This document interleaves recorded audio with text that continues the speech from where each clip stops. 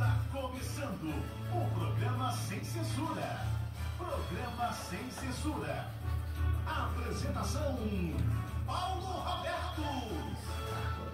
Muito boa tarde a todos. Hoje, quinta-feira, 13 de fevereiro de 2025. Está começando mais um programa Sem Censura. E a minha convidada de hoje é a vereadora do Partido Novo, Heloísa Frois. Heloísa, primeiramente, agradecer por aceitar o nosso convite. Boa tarde. Boa tarde aos ouvintes. Eu que agradeço esse convite, me sinto muito honrada por estar aqui hoje com você. Minha primeira pergunta, o que te motivou a entrar para a política? Eu trabalho há 18 anos como agente de desenvolvimento local e regional na Associação Comercial e Industrial de Sete Lagoas. Ao tentar atrair investidores e mais investimentos para a nossa cidade, eu fui me deparando com os diferenciais competitivos em relação a outros municípios no nosso entorno. E isso foi me mostrando assim, o quanto que Sete Lagoas precisava evoluir em termos de políticas públicas.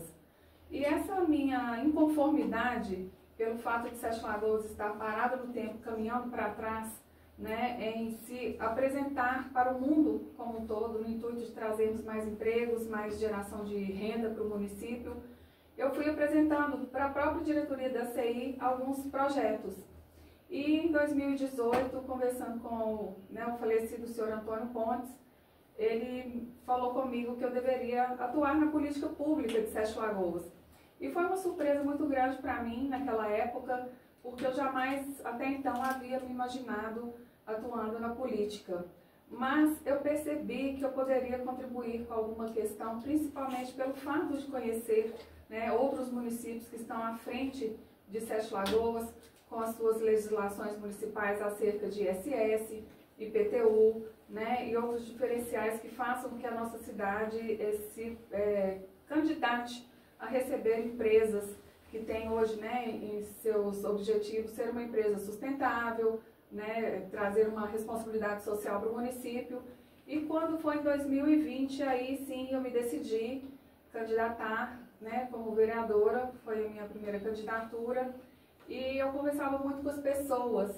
E ao conversar, a gente estava no final da pandemia, acho que todo mundo se recorda disso, a gente não podia ter grandes grupos para conversar, mas os grupos que me receberam, eles compactuavam muito com as soluções que eu apresentava em termos de políticas públicas para o município. E aí deu certo, naquela eleição do ano de 2020, eu fui a mulher com maior número de votos válidos e, para minha surpresa, exatamente pelo fato de eu nunca ter atuado na política, mas eu vi que ali aquelas pessoas que me confiaram seus votos também tinham esse desejo das mudanças das políticas públicas na cidade. Em 2020, como a senhora falou, a senhora foi eleita pelo Partido Cidadania, com 1.491 votos. Na segunda eleição, quer dizer, na sua reeleição, em 2024, pelo Partido Novo, a senhora teve um aumento expressivo. Em torno de 55%, 2.324 votos. 2.474. Às 74. Eu lhe pergunto, o trabalho, principalmente de vereadores, são revisados principalmente através de projetos em busca também de emendas parlamentares. Como é que a senhora avalia esses 4 primeiros anos que você exerceu e com uma aceitação muito grande, já que teve um aumento expressivo de votos? Eu avalio meu primeiro mandato como um mandato de muito resultado. Um mandato muito positivo, um resultado de muito aprendizado. Exatamente por nunca ter atuado na política pública, embora já tenha trabalhado em órgãos públicos anteriormente, eu percebi que aquilo que eu consegui trazer para o município em termos de legislação, que eu tive 47 leis aprovadas no primeiro mandato, vinham de encontro com o que a população queria. E um fato muito interessante, que logo após as eleições de 2024, eu encontrava com as pessoas na rua, pessoas que eu não conhecia, falavam assim, olha, eu votei em você porque eu acredito no seu trabalho, porque você é uma pessoa que só trabalha com dados oficiais, você só trabalha com a veracidade dos fatos, você não faz nenhuma fake nas suas redes sociais, você não faz sensacionalismo. E eu ouvi isso de diversas pessoas. Então, para mim, foi uma surpresa muito gratificante.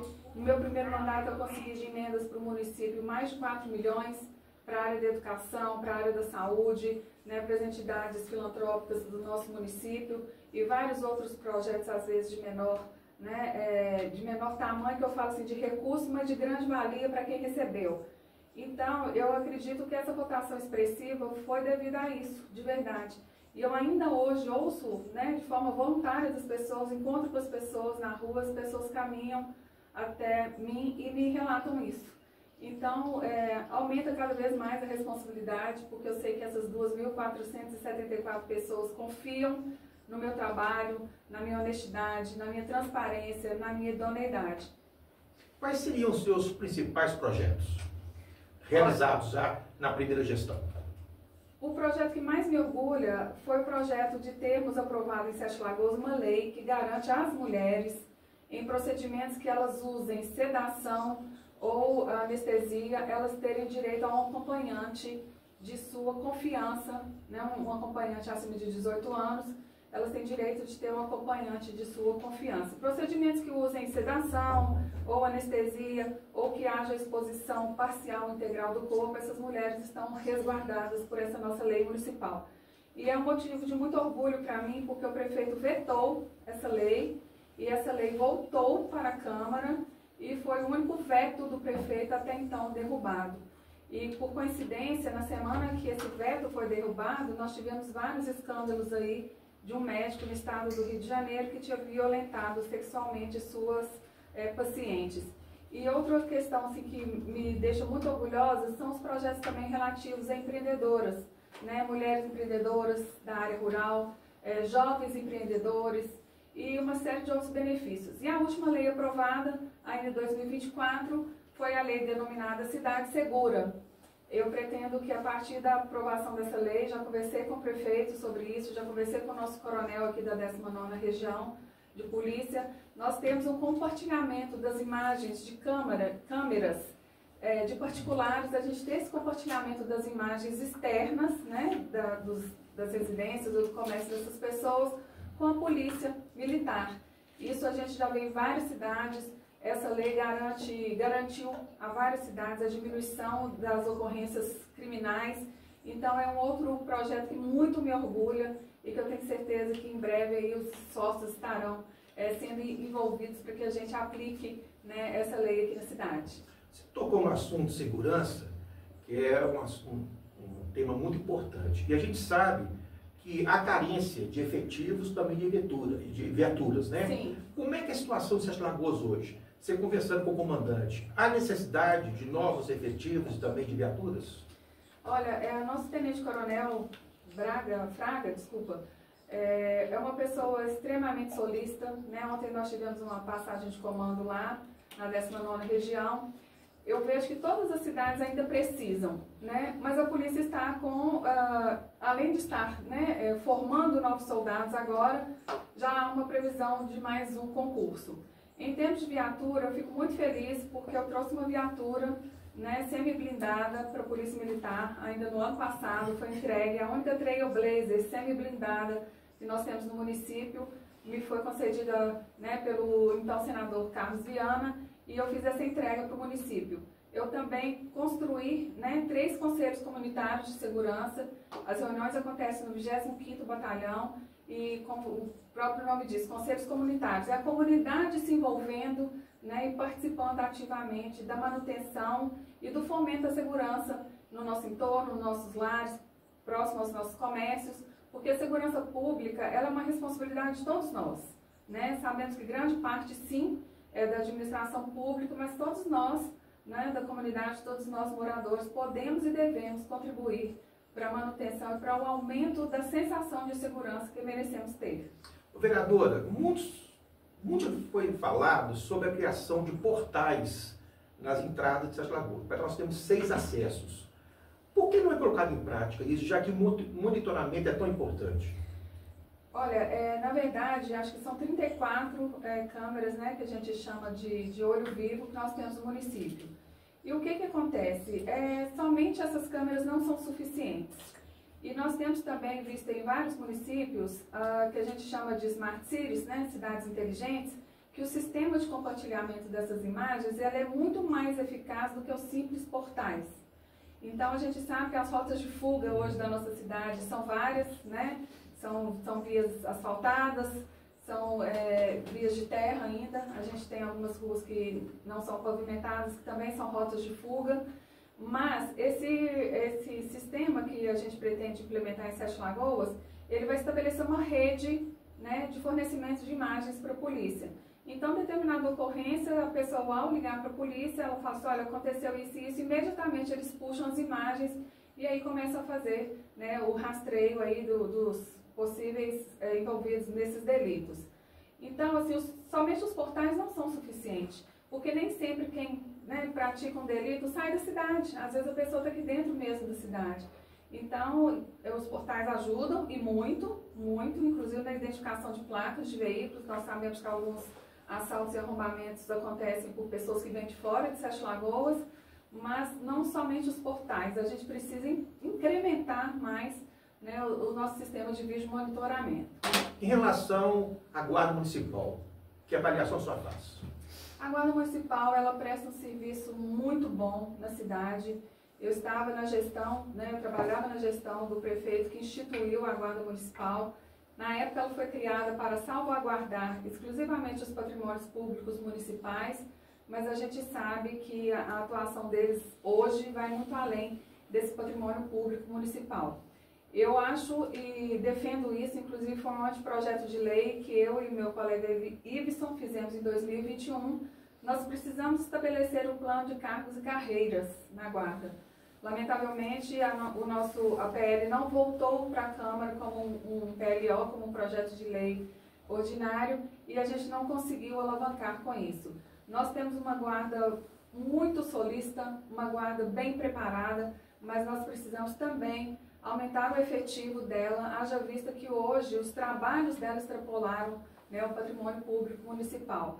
Inclusive, eu aproveito para deixar um abraço a todos eles aqui. A gente tem sempre conversado e nós, né, temos a intenção de, quanto antes, trazer novamente essa discussão para a Câmara, porque a gente precisa, sim, desse plano de cargos e carreiras, assim como existe em todas as outras polícias.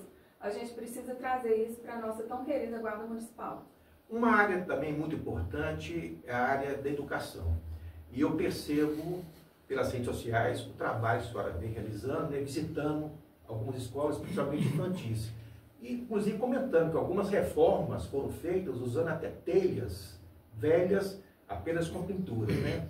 E tem a questão também, que a gente percebe, a falta de creches, né? Porque eu acho que a demanda é muito grande. Como é que você avalia essa questão aí da educação, principalmente infantil? Em relação às obras, né, de reforma das escolas, você bem disse, eu acompanhei muito de perto, inclusive cheguei a fazer denúncias no Ministério Público. Uma das escolas que eu posso citar aqui sem problema nenhum, porque isso já se tornou público, a Escola Municipal Aurete Pontes, localizada na Fazenda Velha, está com as obras paralisadas há 2 anos, e foi lá que eu detectei, né, existia uma ordem de compra na ordem de R$235 mil para a compra de telhas e caibros novos. E quando eu cheguei para fiscalizar, eu olhei, né, peguei uma escada, subi, tirei uma telha e vi que as telhas que estavam lá eram as antigas telhas que tinham sido pintadas por cima. Na época eu chamei o engenheiro da Secretaria de Educação, falei com ele que eu tinha identificado lá, e falou assim, quando eu cheguei aqui o telhado já estava pronto com a manta, eles colocam uma manta metalizada, né, por baixo dos caibros, eu já tinha colocado a manta e eu não vi. Eu falei, pois é, eu subi no 2º prédio da escola e ao ver o telhado eu falei, isso aqui não são telhas novas. Então, e outra questão muito séria também, os pedreiros que estavam lá, né, contratados pela construtora, eles trabalhavam sem API, o contrato, o município estava pagando pelo fornecimento de refeição para os pedreiros e eles não estavam recebendo essa refeição, eles mesmos estavam comprando uma coisa ou outra ali e fazendo a própria comida. Eles estavam dormindo no que era a antiga biblioteca da escola, eles estavam dormindo com papelão no chão. Eles então não tinham alojamento, não tinham as refeições, muitos deles eram de fora de Sete Lagoas, então final de semana eles não tinham sequer as refeições do final de semana. E eu fiz todos esses apontamentos para a Secretaria de Educação e também fiz uma denúncia no Ministério Público. Essa construtora foi notificada, né, ela saiu da obra. E aí, uma outra questão que me chamou muita atenção, que a placa que estava lá na frente da escola falava sobre reforma e ampliação da escola. Não sou engenheira, não sou arquiteta, mas também não sou ignorante no assunto. Quando eu pedi a planta da escola, eu pedi ao mestre de obras que estava lá que me mostrasse onde estava a ampliação da escola, porque eu não tinha identificado na planta. E ele me falou, não senhora, não tem ampliação, a gente só vai reconstruir o que já existia. Ou seja, né, o município fez uma licitação, assinou um contrato e a empresa não estava cumprindo aquilo que estava previsto no contrato.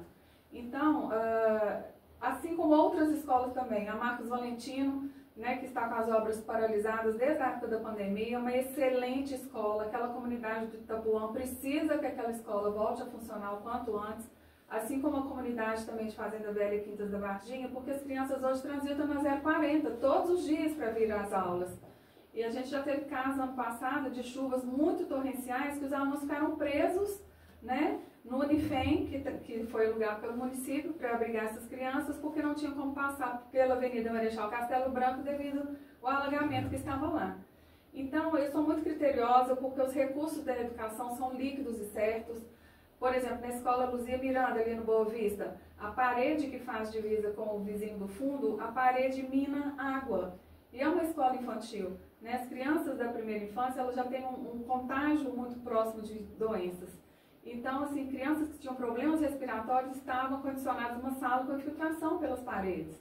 O antigo prédio da Cenecista, da escola Cenecista, foi comprado por R$ 9.700.000. Foi comprado de porteira fechada, como a gente fala. Todas as carteiras, as bibliotecas montadas, né, os laboratórios de informática. Eu cheguei um dia lá, as carteiras estavam jogadas na quadra, os livros estavam jogados dentro da trave de gol da quadra, né? E os 2 laboratórios de informática que a escola tinha estavam cheios de teia de aranha e infiltração também. E a antiga Secretaria de Educação, né, o antigo prefeito, ele fez uma maquiagem na escola para abrigar o CEMEI São Vicente de Paulo.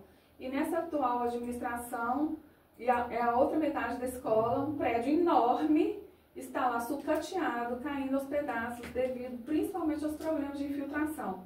E agora, nesse mandato, o prefeito fez uma visita com o secretário de Educação lá, uma visita muito criteriosa, e eles perceberam que não tinha a menor condição de voltar às aulas com as crianças do CEMEI São Vicente, porque até fiação exposta havia no ambiente escolar. Então, imagina o risco para essas crianças. Com certeza. Bom, nós falamos das creches. A demanda parece que é em torno de 3.000 crianças, né? Tem saída? Qual seria a solução? Tem verbas?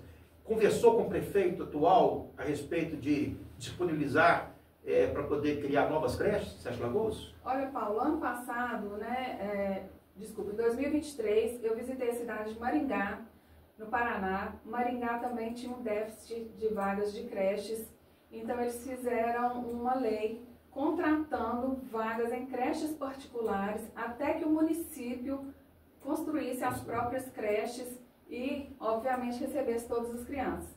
Eu fiz um benchmark, né? Eu avaliei muito o projeto de lá, trouxe esse projeto para Sete Lagoas, ele foi votado na Câmara, inclusive algumas professoras aí falam que elas não concordam que isso é terceirização da educação, e eu deixei muito claro para elas, inclusive porque eu faço parte da Comissão de Educação, em algumas reuniões da Câmara eu deixei muito claro para elas que isso não era uma terceirização da educação, mas que isso era uma solução provisória, temporária, até que o município, né, concluísse ou as 5 creches que estão paralisadas, né, que Duílio no governo dele sequer conseguiu avançar com o término de uma dessas creches.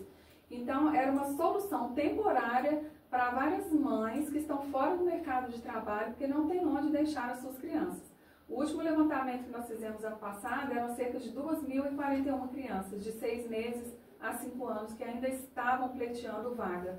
E a gente, hoje eu não tenho esse número, porque inclusive houve um anúncio, né, no dia 1º de janeiro, na posse do atual prefeito. O Duílio fez um pronunciamento lá em público, na Câmara, dizendo que ele tinha aberto mais 600 vagas de creche. E a gente já solicitou essas informações, eu terei uma reunião agora esses dias com o secretário de Educação, porque, ao que me parece, essas vagas realmente não foram abertas. Inclusive, a gente, não só eu, todos os vereadores constantemente estão recebendo pedidos de pais que não conseguiram colocar suas crianças, né, nas vagas de creche. Então, esse é um levantamento que a gente precisa fazer da forma mais urgente possível, precisa parceirizar com alguma instituição de ensino privada, já que existe essa lei, com a contratação dessas vagas temporárias, até que o município consiga abrir essas vagas. Inclusive, a própria Defensoria Pública do Estado de Minas Gerais fez esse levantamento ano passado, né, e questionou o município de por que não haver vaga para essas crianças.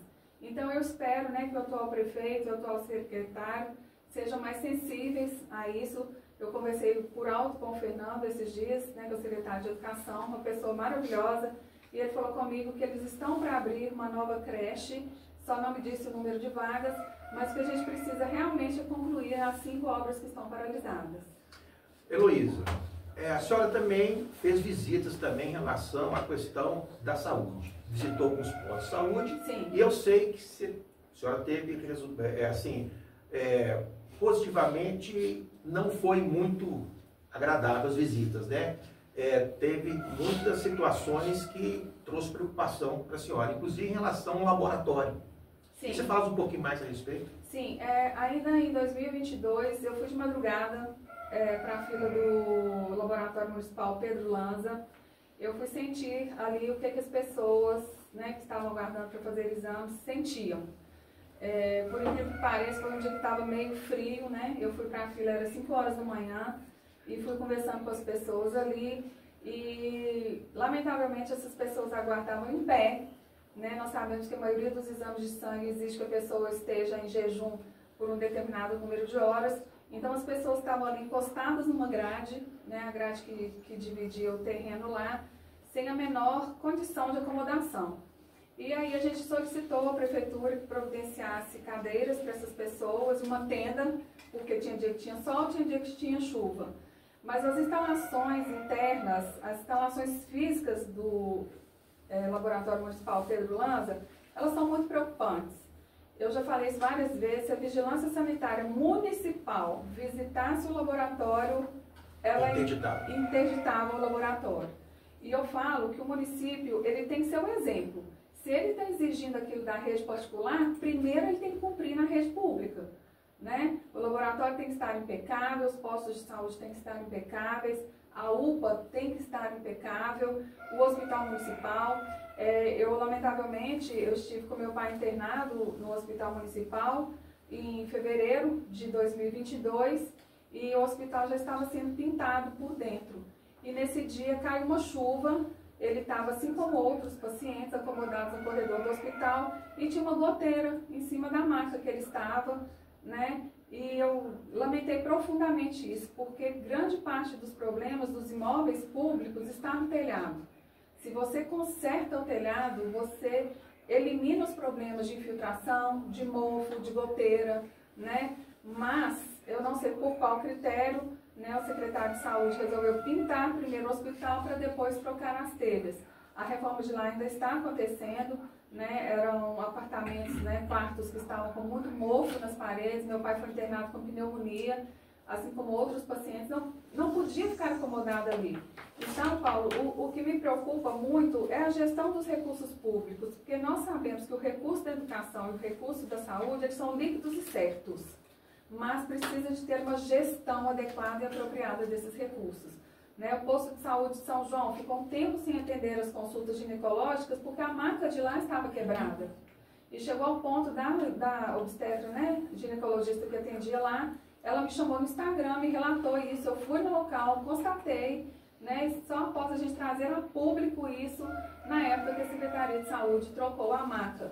Então, a gente fala que muitas pessoas que usam o nosso sistema de saúde, ou muitas pessoas que usam, que têm suas crianças matriculadas na nossa rede municipal de ensino, eles têm que ser nossos olhares. Quem dera se a gente, né, se nós vereadores tivéssemos um olhar randômico, que a gente chegasse a todos os problemas e buscasse a solução para os mesmos.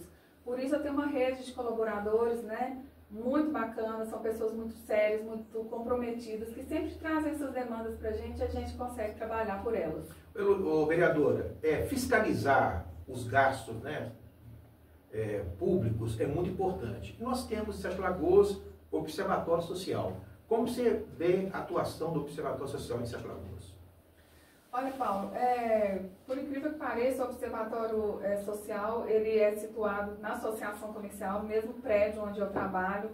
Eu não tenho contato com eles, eu não os vejo, porque desde que eu assinei, né, em 2020, quando eu assinei minha carta de ter um compromisso, né, de corresponder com aquilo que o Observatório Social prega em relação à transparência de atos e de uso de recurso público, eu não tenho mais contato com o observatório, eu não tenho mais contato, a não ser quando ele mesmo, né, quando o próprio observatório nos convoca para mostrar seus relatórios de avaliação do poder público. Eu acho que o observatório, devido à enormidade de Sete Lagoas hoje, eu acho que o observatório precisa estar mais presente, né, nesse controle, né, social do município, porque na verdade o que o observatório faz é um controle social.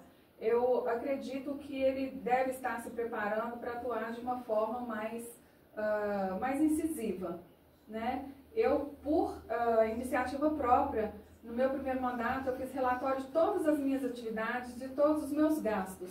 No meu primeiro mandato, o meu gabinete foi o que mais economizou em recursos disponibilizados, né, pela Câmara para a gente gastar, e eu fui o que mais devolveu recursos para o município de Sete Lagoas. Eu tenho um uso racional muito preciso dos gastos. Então, isso me traz uma tranquilidade de que eu estou produzindo muitos resultados gastando pouco. E isso é uma premissa minha, é um propósito meu de trazer resultados, mas, né, com um gasto bem contido dos recursos públicos. Mas o Observatório é um órgão, inclusive, nacional, né, está presente em várias cidades, e ele presta um serviço à população muito valioso. Que nem todo mundo tem, né, disponibilidade para ficar acompanhando a administração pública. E aí entra, né, o observatório como esse prestador de serviços de controle social. Mas eu lembro muito bem que logo no início, o trabalho feito pelo Observatório Social gerou uma economia muito grande no município. Eu lembro de 10 milhões de reais, Sim, acompanhando principalmente licitação pública. E hoje eu não sei se eles estão mais reservados, a gente não vê assim dizer tantas economias proporcionadas ao município através do Observatório Social, né? Sim, eu também não tenho visto. Me parece que o ordenamento do observatório passou por umas certas alterações. Isso foi falado por eles na última prestação de contas, mas esse acompanhamento mais de perto, né, e que eles fizessem essa de uma maneira pública, eu também não cheguei a acompanhar mais. Vereadora, a senhora falou sobre o projeto Cidade Segura, mas tem outro projeto também, que é Elas por Elas, né? Sim. Como é que é esse projeto? Esse projeto é muito bacana, muito bacana. Uma vez por mês a gente vai a algum bairro da cidade, que a gente é recebida por uma mulher, né? A gente só precisa de uma vaga de garagem, uma varanda, um pedacinho de jardim, que a gente sempre leva as cadeiras, né? E a gente fala muito com as mulheres sobre empreendedorismo. Uma das grandes forças hoje que tira mulheres de relacionamentos abusivos é a mulher ter autonomia sobre o dinheiro que ela produz. Então, esse é um projeto voluntário, né, do meu mandato. Todo o meu gabinete participa de forma voluntária. A gente vai a algum determinado local, a gente leva uma pessoa que faz uma mini palestra e, a partir daí, a gente começa a ouvir as mulheres que estão ali presentes. É um projeto muito grande, muito gratificante, porque várias mulheres chegam a falar pra gente assim, ninguém nunca me ouviu, né? Então, a gente não vai só para falar, a gente vai também para abrir os ouvidos para essas mulheres. E o mais interessante é que muitas delas, a partir dessas oficinas que a gente faz, tem algumas que nos seguem em todas as edições, em qualquer endereço que a gente vá, elas vão atrás, porque elas falam assim, olha, eu quero aprender mais. E algumas delas realmente recuperaram sua autonomia financeira, algumas não conseguem a independência financeira, que entre autonomia e independência financeira há uma distância muito grande. Mas aquelas que já conseguem a sua autonomia, que com aquilo que elas fazem, ou vendem, ou o serviço que elas prestam, elas já têm autonomia sobre aquele dinheiro, aquilo já dá uma segurança maior para elas. E é um projeto que tem crescido muito, cada vez mais. A gente já fez oficinas de artesanato, né? A gente já fez oficinas de saúde mental para essas mulheres. A gente sabe que existe uma deficiência também do poder público em atender mulheres que estão com a sua saúde mental comprometida. Eu acredito que todos nós, pós-pandemia, em algum momento a gente teve algum bugzinho assim, né? A gente teve algum problema psicológico que a gente precisou buscar recurso ou atendimento. Então é um projeto muito gratificante, sabe? E às vezes a gente vai também para as ruas, na época, por exemplo, do Outubro Rosa, em parceria com uma grande empresa aqui de Sete Lagoas, da área de saúde, a gente faz as blitz educativas, a gente aborda as mulheres, entrega um folderzinho para elas falando da importância do autoexame, da importância da mamografia, né, regularmente a partir de determinada idade. Isso tudo faz parte desse projeto Elas por Elas. Eu falo que é o gabinete onde as pessoas querem nos receber. Eu sempre digo que o artesanato é uma fonte de renda muito interessante, né, para as pessoas. E eu sempre imaginei, por que não criar na entrada de Sete Lagoas um tipo de um galpão onde pudesse ser exposto ali os trabalhos artesanais das pessoas aqui? Não seria algo interessante, não? Sete Lagoas tem grandes grupos de artesãs, pessoas maravilhosas, né? Eu convivo muito com elas porque eu adoro artesanato. Toda vez que eu viajo para qualquer lugar, eu procuro aquilo feito com a mão e com o coração. Ninguém trabalha com artesanato, trabalha com raiva, né? Trabalha assim, eu tenho que fazer isso aqui porque eu tenho que vender. Não, a pessoa coloca ali sua alma, seu carinho, seu coração. Eu sou fã de artesanato, a turma aí, né? As mulheres e homens também, né? Que trabalham com os produtos com a mão, eles já me conhecem. E é uma grande ideia que a gente tem, inclusive, de criar uma loja colaborativa, um local fixo que elas possam expor, né? Logicamente, cada pessoa faz ali o seu plantão de vendas.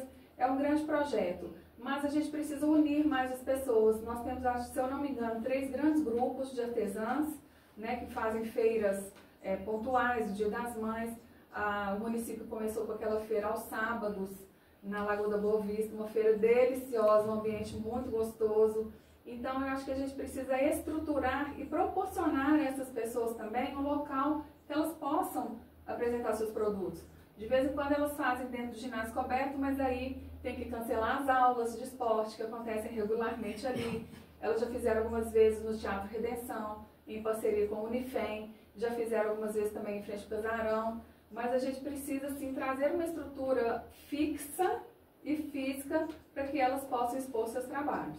Um setor muito importante também e que traz renda para o município é o turismo. Sete Lagoas tem um potencial muito grande de turismo, né? Mas a gente percebe que é muito pouco explorado. A Serra Santa Helena, por exemplo, até que eu estive lá esses dias, eu vi que estão preparando lá aquelas rampas, né, para voos de paraglider, né? Porque nós tínhamos aqui, inclusive, campeonatos, né? Mas eu lembro que o Márcio Reinaldo, né, quando prefeito, ele parou, proibiu que essa prática fosse usada lá na Serra Santa Helena. A Serra Santa Helena realmente é muito pouco explorada, né? E tem, assim, condições espetaculares para fazer condições de um grande turismo lá, né?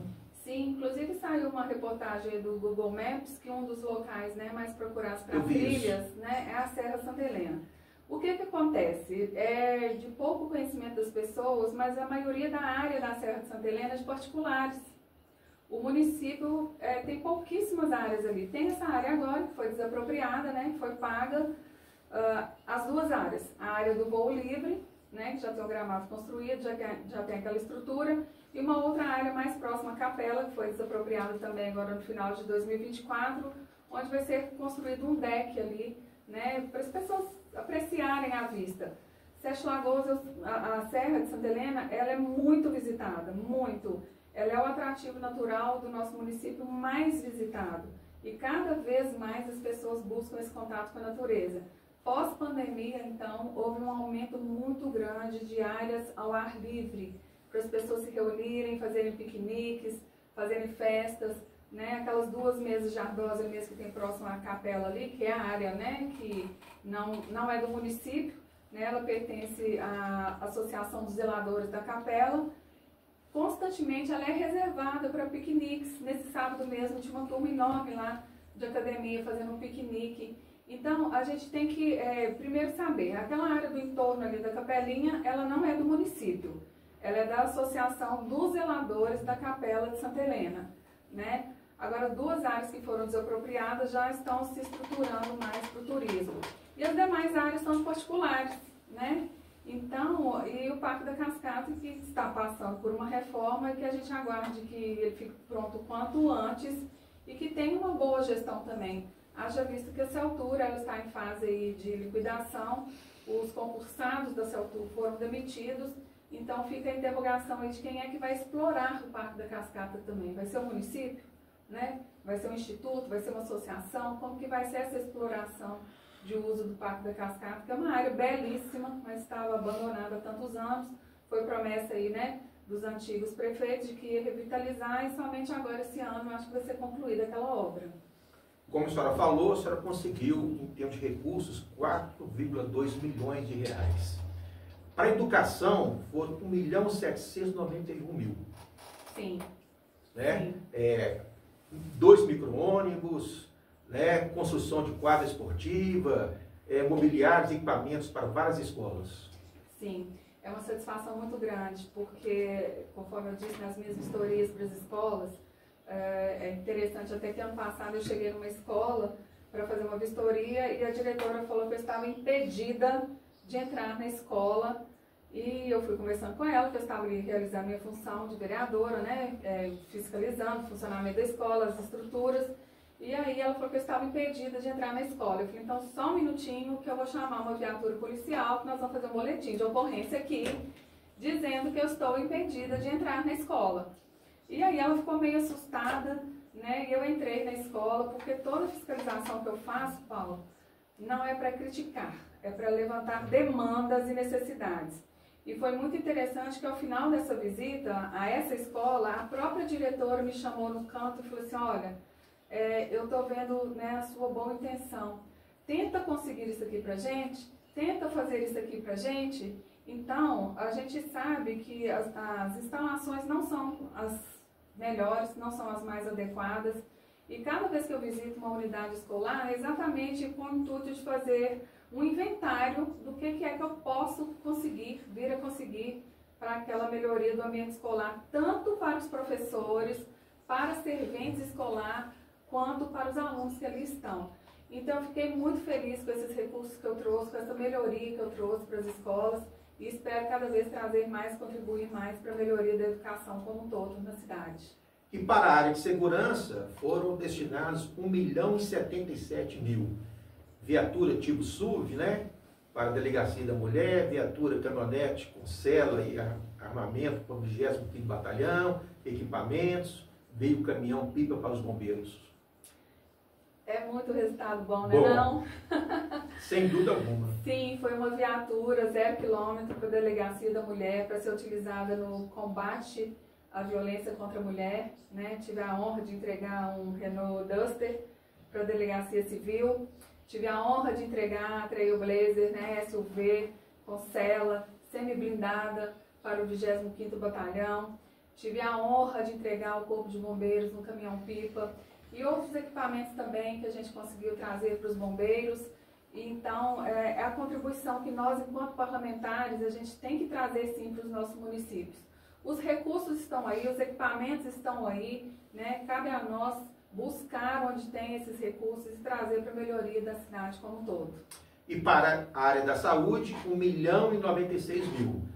O Hospital Municipal Monsenhor Flávio Amato, 250.000 para custeio de média e alta complexidade, um ultrassom, Hospital Nossa Senhora das Graças, 550.000 reais, compra de móveis e equipamentos para o Centro de Saúde de São João e outros investimentos mais.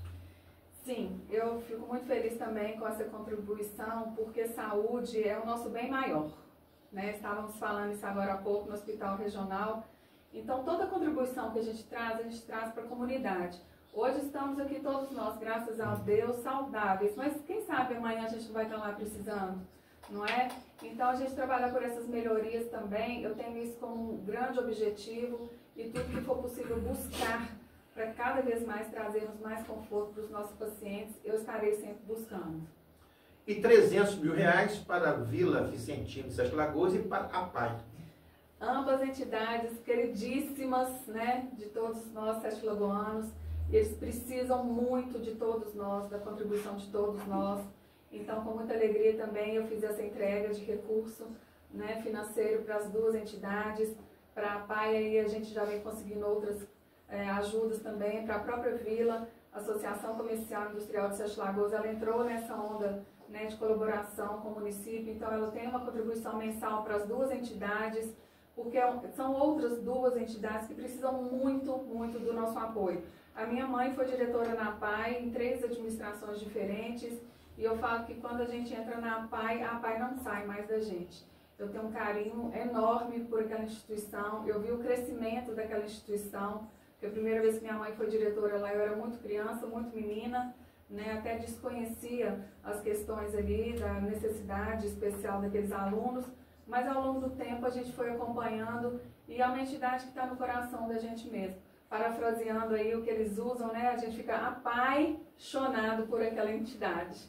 Bom, eu estou conversando aqui com a vereadora Heloísa Frois, de Sete Lagoas. Vamos às perguntas dos ouvintes e os questionamentos. Juliano do Progresso, ele fala sobre mobilidade urbana. Nossos passeios são uma vergonha. Os deficientes visuais são obrigados a caminhar pelas ruas. E a questão da falta de bocas de lobo. Ô Juliano, obrigada pela pergunta.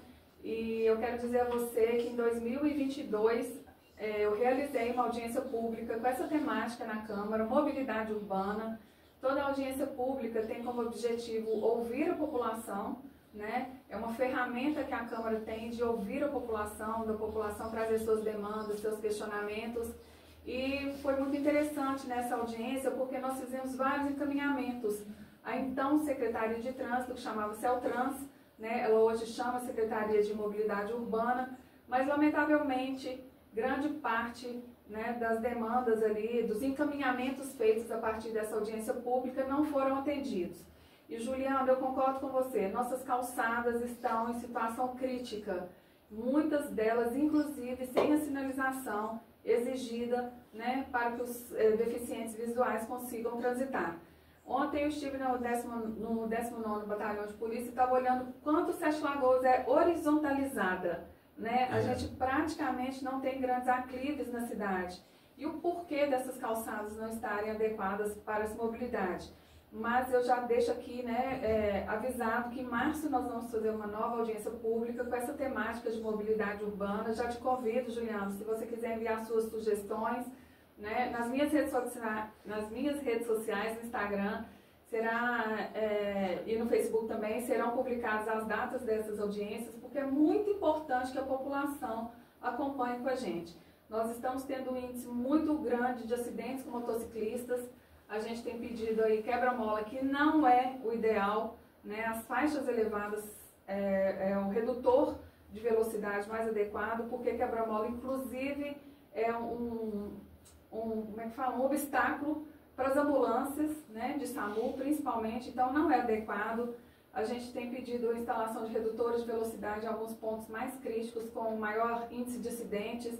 A Avenida Santa Juliana, ali, a Rua Santa Juliana, é uma que tem vários cruzamentos e ali não passa um dia sequer sem ter uns 5 acidentes com motociclistas ali na travessia. Então a gente sabe de muitas demandas, Juliano, mas já te convido aqui, inclusive, né, me apresentar alguma demanda específica para que a gente busque mais solução para a comunidade. Como é que está a situação dos prédios públicos? Eu vou incluir também escolas em relação ao acesso para cadeirantes. Olha, eu ainda não conheci todas as escolas, mas as que eu conheci, as que passaram por reforma atuais, elas já têm essa acessibilidade. Uma coisa que me preocupa muito é que nem todas têm, por exemplo, o AVCB, o Auto de Vistoria do Corpo de Bombeiros, que permite que, né, que as edificações estejam de acordo com as regras do Corpo de Bombeiros. Mas a gente ainda sabe que algumas escolas, elas fizeram pequenas adaptações.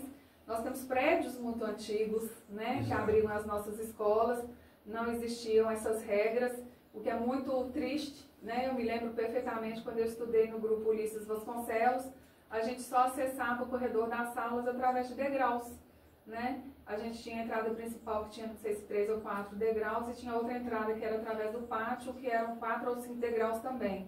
E a gente tinha colegas que tinham, né, dificuldade de mobilidade naquela época, e os pais tinham que carregar. Mas eu acredito que agora, né, principalmente agora com esse olhar tão criterioso do nosso novo secretário de Educação, esses obstáculos eles serão superados com a construção de rampas adequadas. Maria Amélia do Centro. Moradores em situação de rua têm aumentado muito. A Secretaria de Assistência Social tem realizado o cadastro deles?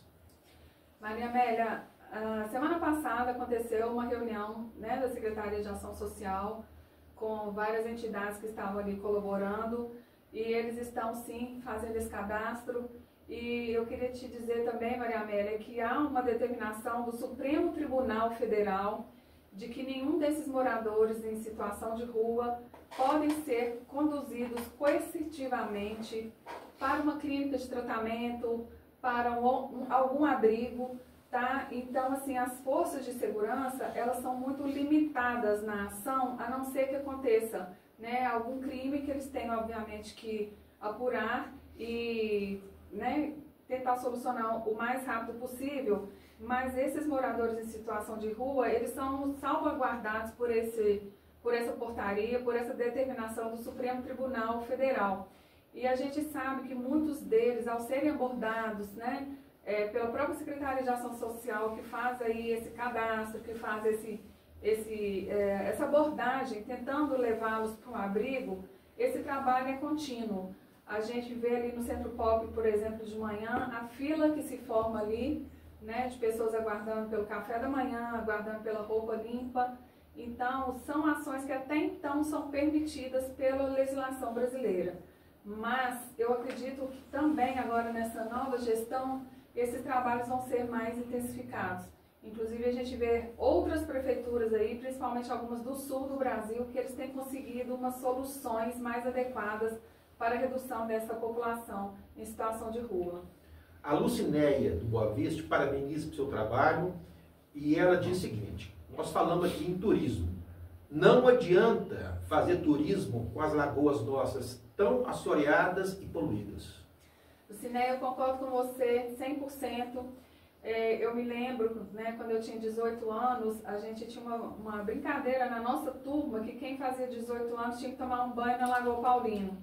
E já faz bem tempo isso, Lucinéia, tá? Mas quando eu fiz 18 anos, minha turma me julgou dentro da Lagoa Paulino.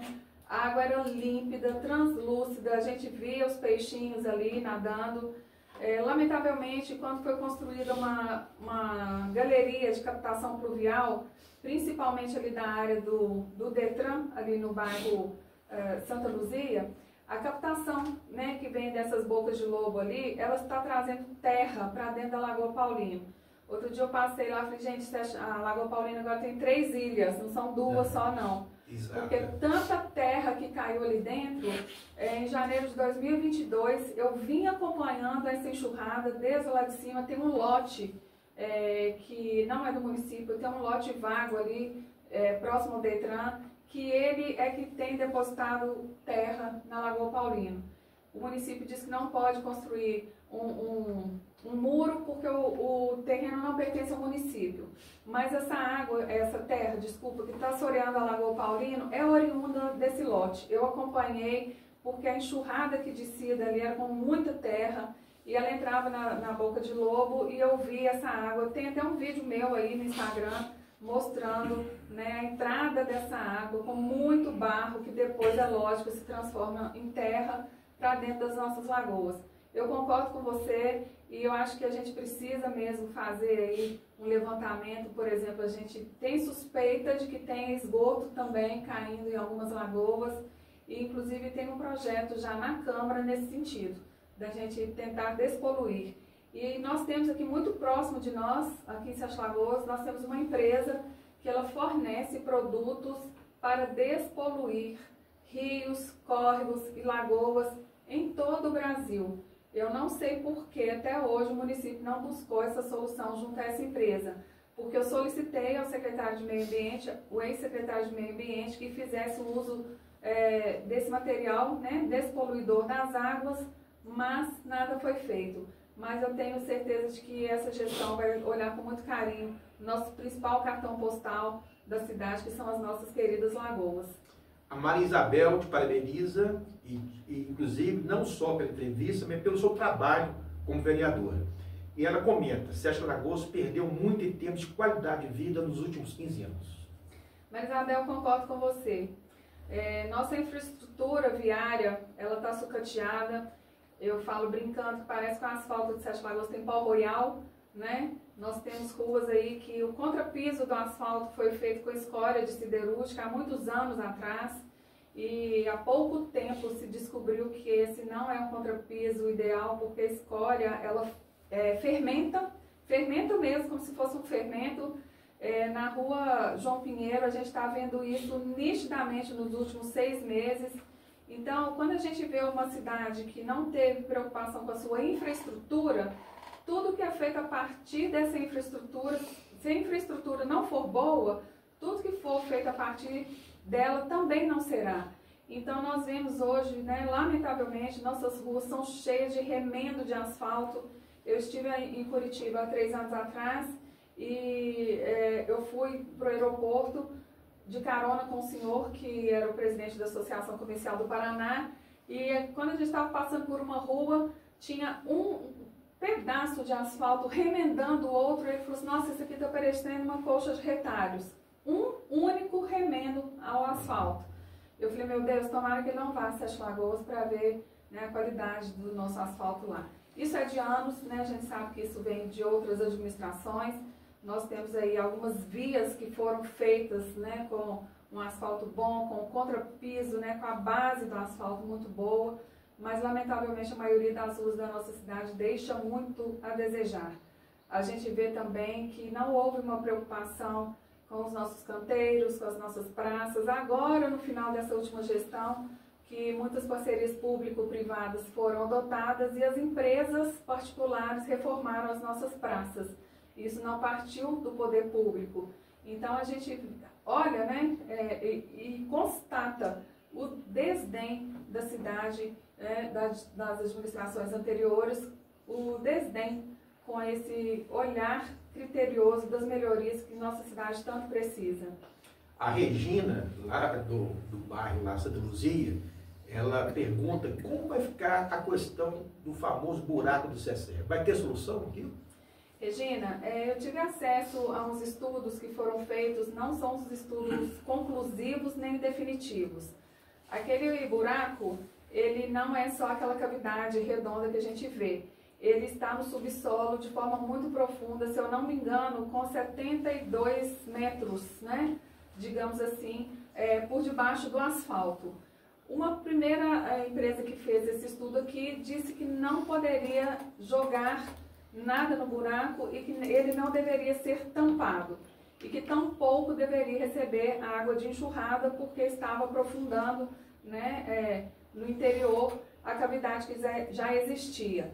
Mas esses estudos não foram conclusivos. Eu acredito que vai ter algum estudo mais conclusivo agora. A água de enxurrada, ela foi realmente retirada, né? A Secretaria de Obras construiu ali uma boca de lobo e um ralo, digamos assim, bem grande, né? De forma longitudinal na rua. Então a água de enxurrada não entra mais no buraco, mas a água de chuva entra, porque o mesmo não está coberto. Então, Regina, eu vou ficar te devendo essa resposta, mas eu vou cobrar do poder público, sim, que o estudo técnico mais aprofundado seja feito para a gente dar uma resposta a toda a comunidade. Uma outra pergunta. A 25ª Companhia da Polícia Militar atende vários municípios em torno de Sete Lagoas. O efetivo hoje conseguirá atender o carnaval pretendido pelo prefeito Douglas Mello esse ano? Quer dizer, já começou o carnaval, né? Como é que está a situação em relação ao policiamento? Olha, os 2 pré-carnavais que já aconteceram, eles tiveram apoio total da Polícia Militar, da Polícia Civil, do Conselho Tutelar, deixa eu relembrar aqui para não esquecer ninguém. Polícia Civil, Polícia Militar, Guarda Civil, Conselho Tutelar, Juizado de Menores, e eu tenho ouvido elogios, que as pessoas estão se sentindo muito seguras nesses pré-carnavais.